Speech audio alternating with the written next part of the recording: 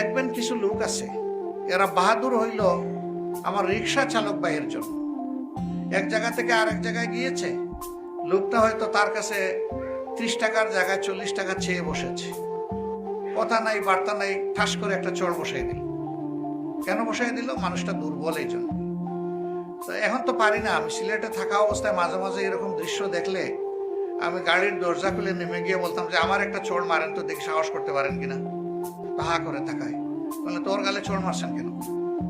বলে যে ও তো 30 টাকার ভাড়া 40 টাকা চাইছে। আমি বলি ওকে ছুরি ধরছিল না আপনার কাছে বন্দুক ধরছিল যে দিতে হবে? না, তা অবশ্য চায় নাই। আমি বললাম বন্দুক ধরা লোকটা আসলে কি চড় মারার সাহস করতেন?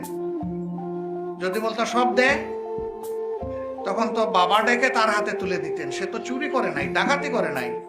আপনি বসে আছেন আরামে সিটের মধ্যে, আর তার সমস্ত শক্তি উজাড় করে আপনাকে সে টানতেছে, এরপরে আপনি তার গালে চড় বসিয়ে দিলেন। আমাদের সমাজে দুর্বলকে শাসাইতে সবাই আরাম পায়।